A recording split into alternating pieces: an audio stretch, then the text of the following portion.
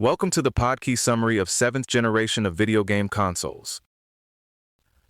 This stretch of gaming history really comes down to a few big bets.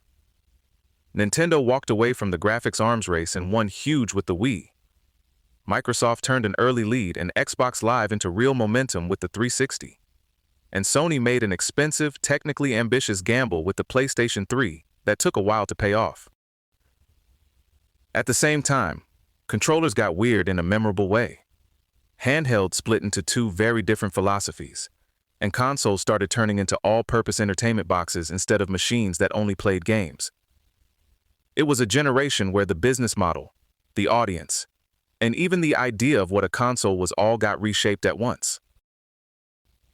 Nintendo saw where the market was heading and basically said, "We're not doing the horsepower contest." Instead of chasing cutting-edge graphics and expensive hardware, it went after almost everybody at once. Hardcore players, casual players, people who hadn't played games in years, and plenty of people who didn't really think of themselves as gamers at all. The key was motion control. The Wii Remote made the pitch instantly legible. You didn't need a long explanation. You swung, pointed, bowled, boxed, and people got it in about 10 seconds. That strategy worked on a massive scale. The Wii kept selling through shortages in 2007 and ended up as the worldwide sales leader of the generation at 101.63 million units, ahead of the PS3's 87.4 million and the Xbox 360's 84 million. What's interesting is that all that hardware success came with a little business tension underneath it. The Wii's installed base expanded so quickly that, early on, the overall attach rate looked low, meaning owners weren't buying lots of games right away. Even so, the monthly attach rate hit 811 in December 2007, and some analysts argued that a fast-growing audience could matter more to publishers than a supposedly healthier attach rate on a platform that wasn't going anywhere. Still, the Wii was very clearly Nintendo's house. First-party games were the commercial center of gravity. Wii Sports moved 82.87 million copies, which is just absurd. And Mario Kart Wii became the best-selling non-bundled game on the system at 37.21 million. Third-party publishers complained, often loudly, that their games got buried next to Nintendo's own lineup. But it wasn't impossible to break through. A game like No More Heroes showed there was room for more distinct tastes on the platform, even if Nintendo's brands dominated the conversation. Microsoft played a very different game. The Xbox 360 had a one-year head start, and that matters a lot when you're trying to build momentum for a platform. It also had Xbox Live, which already felt like a meaningful ecosystem instead of a side feature. That helped the 360 establish itself early in North America and Europe. Then Microsoft stacked software on top of that advantage.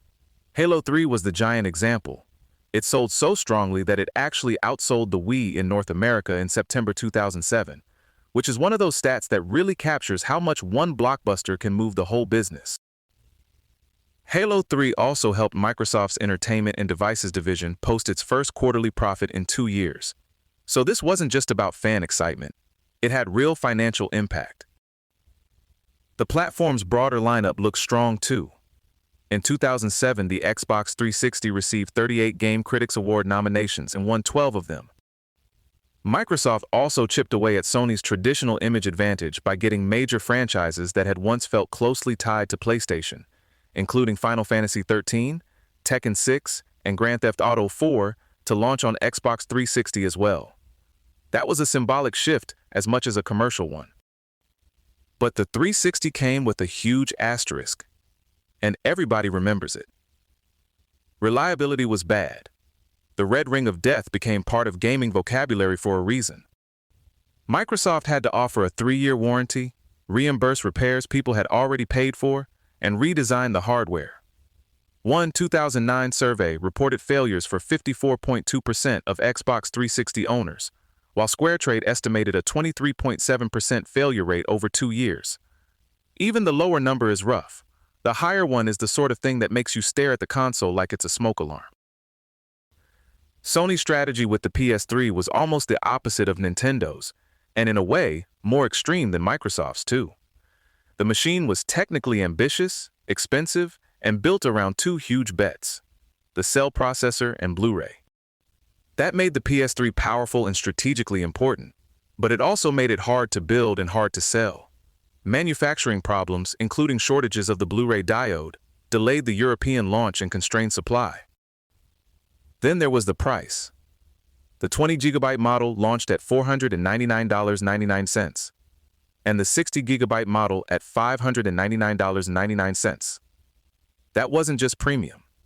That was stop and reconsider your life premium. Sony also treated the PS3 and Blu-ray as linked bets.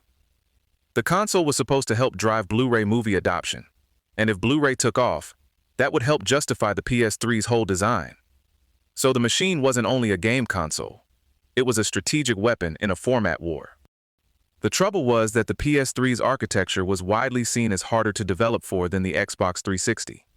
Developers had a simpler path on Microsoft's machine, and Sony also lost some expected exclusives along the way.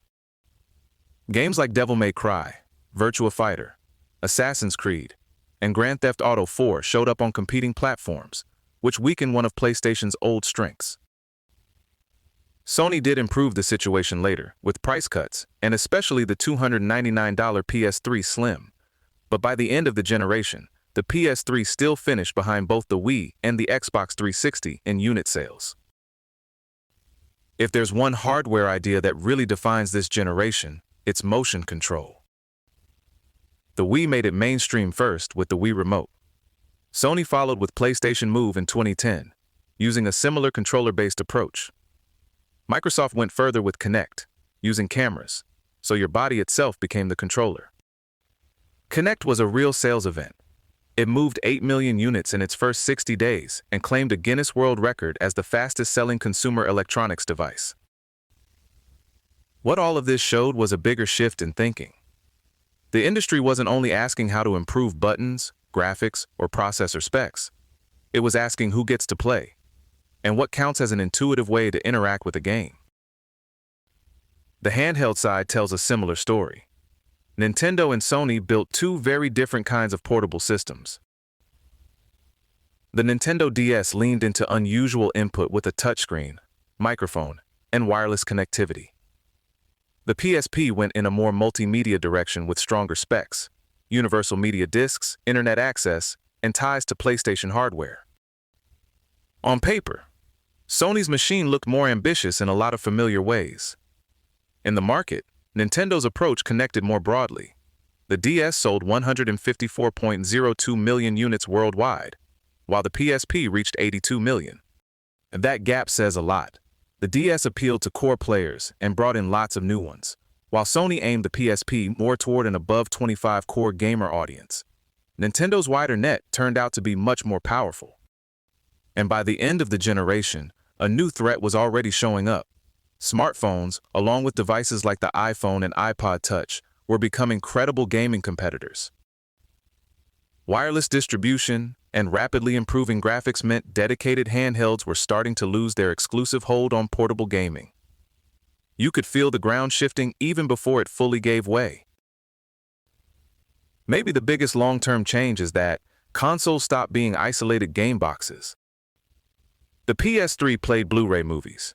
The Xbox 360 and PlayStation systems had digital stores and media downloads. Consoles connected to PCs, supported online services, and even did things like folding at home.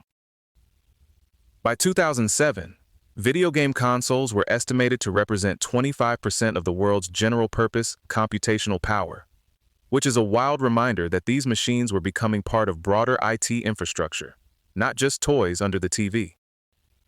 This is also where you start seeing the modern expectation that your console is a storefront, a media hub, a network device, and a software platform all at once.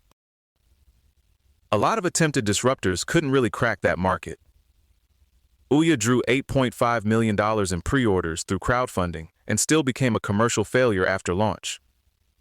Microconsoles and Steam machines mostly stayed niche rather than becoming true competitors to the big three. And there was a less glamorous side to all of this convergence. Backward compatibility got messier. Later PS3 models dropped PS2 disc support. Later Wii models removed GameCube compatibility. And Xbox 360 support for older games depended on a limited patch-based catalog. A practical replacement became digital re-releases and HD remasters, which is convenient in one sense, but it's also when preserving older libraries started feeling less straightforward than it used to.